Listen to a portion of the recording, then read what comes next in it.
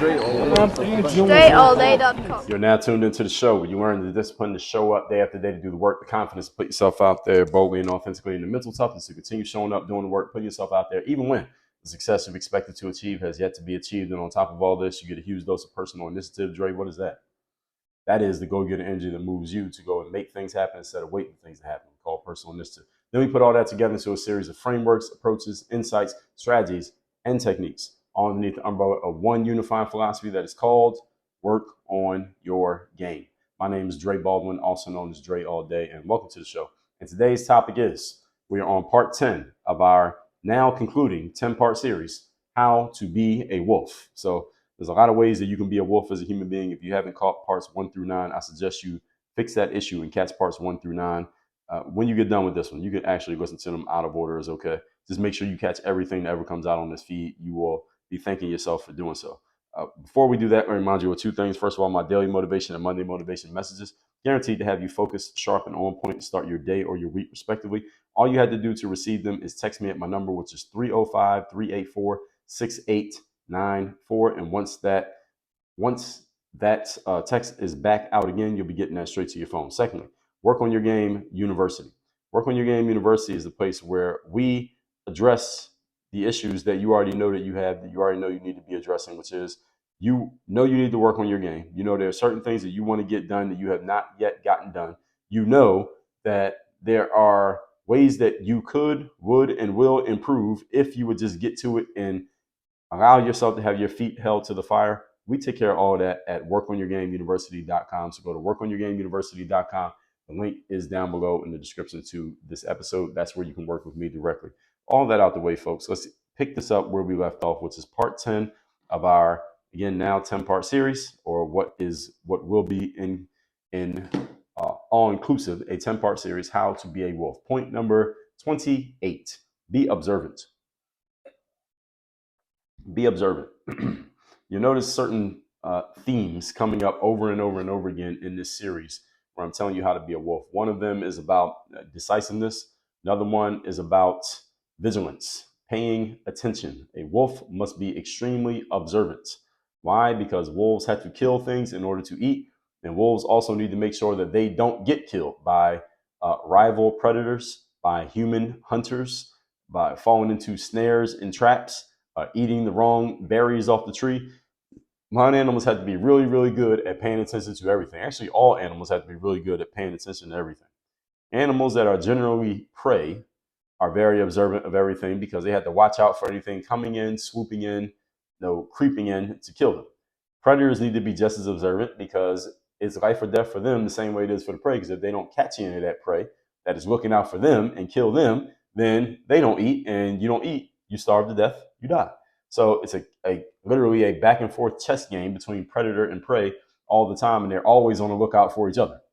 And you as a human, even though I doubt that there are any humans out there who are stalking around corners waiting specifically to kill you, you want to have the same level of vigilance and sharp observation of what's happening around you in your world so that you are catching every opportunity that may be walking in front of you, and you are aware of any possible threats that may be looming around you. You just want to know what's happening. And again, as human beings in the relatively safe world that we live in, there could be a threat looming right 10 feet to your right, and you not notice it at all, and the threat never actually hurts you. Now, see, if you're a wild animal and there's a threat 10 feet to your right, you didn't see it, you wouldn't have a chance to tell anyone the story because you'd be dead, or your memory would be gone as soon as that animal got its jaws around your throat, because it'd be over. All right, so that's why, again, this is one of those places where you want to be more like an animal. Actually, this whole series, you want to be more like an animal in these places. So it's an ongoing game, as I said, between predator and prey. And human beings, we have grown extremely complacent, maddeningly oblivious in our worlds these days, completely detached from what is happening around us. I was on a train the other day with my son, who's 2 years old. And I looked around the train and I saw 15 people on it aside from he and I. And of those 15 people besides my son and I, 14 of those 15 people were looking down at their phones. So when I am looking around the train, and mind, this is a little train, like a little local train that just goes around a certain perimeter of neighborhood. for free. This is not like the pay and take the train across town type of train. But I'm on this little train, and again, as I'm looking around inside of the train car, 14 people are all looking down at their phone. None of them noticed me looking around and looking at them. There was one person who wasn't looking at their phone. They had their eyes up and they could see that I was looking around. Nobody else did. And I'm pointing that out to say not anything specific about those other 14 people, but that this is endemic of society. This is how society is these days. People are literally not just on a train. It's on a train, at least you're inside of something, nobody else can get into it except the people who are on the train at that moment. But I see people outside, out in the open where anyone has access to you. People are looking down at their phones, don't see what's happening. AirPods in each ear so they can't hear what's happening. You are completely oblivious to everything happening in your life. How many times have you had somebody walking right towards you? They were about to walk right into you, and only because they had their head down looking at their phone, their peripheral vision caught your feet or your legs coming towards them, and they righted the course. And often, you know what they do when that happens to people? They right the course and they're about to walk into you or something, and they look up at the last second and don't walk into you. What do they do immediately? They immediately look right back at their phone. They go around you and they go right back down at their phone. Like the fact that they got caught oblivious doesn't matter to them at all. I could have had a gun about to shoot them right in the forehead. They go right back to looking at their phone because so what? We've been conditioned to do this. I'm telling you, don't be that. All right, if an animal, wild animal like a wolf, is walking around looking down at its phone with AirPods in his ear, okay, its head is going to be on the wall in somebody's cabin. It's going to get shot 2 seconds later. All right, hunters are looking for those wolves. All right, the ones who ain't looking around. And again, I'm not saying don't look down at your phone. I look at my phone at times, but I'm also very aware of my surroundings and of everyone in my surroundings. All right, most human beings are not observant of anything. You're not noticing anything around you, let alone the human beings you're about to walk into. And many of you are missing out on opportunities that are right in front of your damn face simply because you are training yourself to not notice them. Many of you are missing opportunities that you didn't even notice as opportunities because you weren't looking for them, because you're looking at your phone and on some nonsense on Facebook that's not going to do anything to move you forward. Wild animals die when they don't notice stuff. You don't die when you don't notice things, but I'm suggesting, again, you adopt the mindset of the wild animal to where you would die. And if you actually believed you would die from not noticing things, guess what? You would notice everything over the next 24 hours. Point number 29. Today's topic, once again, is how to be a wolf. Number 29, be unafraid to walk alone. A wolf, again, wolves are pack animals, but a wolf is okay if it needs to be by itself for a period of time. It can survive on its own because it's not afraid of being on its own.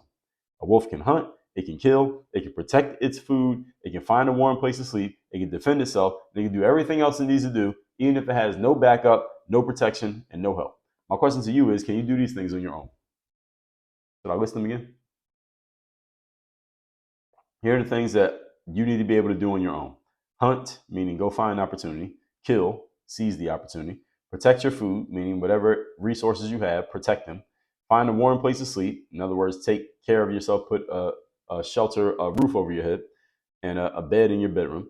Defend itself. So if anything comes to challenge you and your resources, you can keep that thing away from you and your resources, and do everything else you need to do, even if you have no backup and no protection. Can you do all those things? All right, my question to you is, can you do them? That's the question. Some of you have never been in a position to do all of these things, at least where you had to. And some of you are so used to being protected by someone or something other than yourself that you have no idea if you could, even if you happen to be thrown into the situation. Good news is human beings are extremely adaptable creatures. We may be the most adaptable creatures there are. And any able-bodied adult human that is left to fend for itself usually figures out how to do so, even if it means you are only living at the survival and scraping by level. You are surviving and you're living, you're still alive. All right. Usually humans will figure things out. Humans don't usually just lie down on the street and die. Even a homeless person who is living literally on the street, literally lying on the street, they usually don't just die there. They get up, they walk around, they find a place to go to the bathroom, they find a way to get some water, they find a way to brush their teeth and take a shower. If they got to do it in the water fountain at the local park, or they got to do it in the ocean, they do it. They find a way to get something to eat somehow, some way, they do it. Even if it means picking in the trash, they figure it out. All right? Human beings are pretty adaptable to figuring things out. So when I say walking alone, I mean you actually doing well and taking care of yourself in a comfortable way. All right? I don't mean just getting by and being living out of a cardboard box. So you need to train yourself and be prepared to do this, even if you have a pack around you, because you never know what may change when you may be kicked out of the pack or the pack may somehow get separated from you. Moving on to point number 30. Today's topic, once again, is how to be a wolf. The 30th point, last point in our series. Do not show weakness. Do not show weakness. Wolves are not humans. So wolves, as such, have no need for empathy, sympathy, compassion, or political correctness, at least unless dealing with their family members, the wolf family members. Wolves, other than that, have no need for any of these things. Humans, on the other hand, we have needs for all of these things at different times and for different reasons. We have a need sometimes to show empathy, sympathy, compassion, and sometimes we need to be politically correct depending on the environment. At the same time, this series is all about how to be a wolf. So let's remember what the point is. So when you are in wolf mode, so to speak, you don't show weakness. So an example of this would be an athlete. So off the court, you can be jovial, congenial, you can be nice, friendly, all the warm and fuzzy stuff that maybe other people tell you you should be. But on the court or on the field or on the track or in the pool, wherever you do your thing, when it's time to kill and it's time to win, there is no place for being friendly or nice or complacent. You show no weakness. You operate with a killer instinct. If, let's say, for example, you're a CEO, you're going into a big board meeting, or a salesperson going to close a huge deal for your company, you don't show weakness and you go for the jugular to make sure that the deal gets done, to make sure that you get what you showed up to get for your company, for your team, for yourself, whatever the situation may be. This is why you hold the position that you hold, after all, because you're the one who can go out there, hunt something, kill it, and bring back food for the whole family. Another image is, let's say, the combat fighter. You know that your opponent is weakened. You finish the deal and knock your opponent out. That's pretty much how it works. If you're in the military and you know the opponent is weakened, okay, we can go in and just close them out in this battle and the war will be pretty much over. We may even kill the head person and it'd be over and we'll be the heroes and we'll be the winners and we'll get what we want. We took care of our country, got rid of that country, and we move on and move out. The whole point is when you know your opponent is weakened and they're ripe for the kill shot, you actually kill them. There was a video game back in the day called Mortal Kombat. Some of you, if you're over the age of, let's say, 30, maybe 35, you probably remember the video game Mortal Kombat. So when you're playing Mortal Kombat, if your opponent, and it was a fighting game between two players, and if your opponent was badly beaten and they were on their last legs, they would literally be wobbling. The opponent would be standing there wobbling because they have no energy to move or defend themselves, and they're just one punch away from pretty much being done. And there was a voice that would come on the screen, a little graphic come on the screen when that happened, and it would say, "Finish him." And all you got to do is finish him. You got to go over there and just hit him one time, and that opponent is dead. Now, if you hesitated to finish your opponent and you didn't knock them out and kill them with that one last punch while they were wobbly and ready to go, then what would happen is your opponent would recover. They would get a little bit more energy from being left alone and not knocked out. And now they can fight all over again and you missed your chance. All right. So you think about, again, in a combat sport, MMA fighting, bare knuckle boxing, regular boxing, you got to catch your opponent when they're in that weakened state and finish them, because if you give them a chance to recover, they might get their second win and they may end up coming back and knocking you out because you didn't take care of them when you had the opportunity. So you got to be willing to close the deal and be ruthless and go for the jugular when the opportunity is presented. You fail to do so, then your opponent will not fail to do so when they have the chance on you. So the saying is, if you find a dying snake and you nurse the snake back to life, do not be surprised when the snake recovers and bites you with a double dose of venom.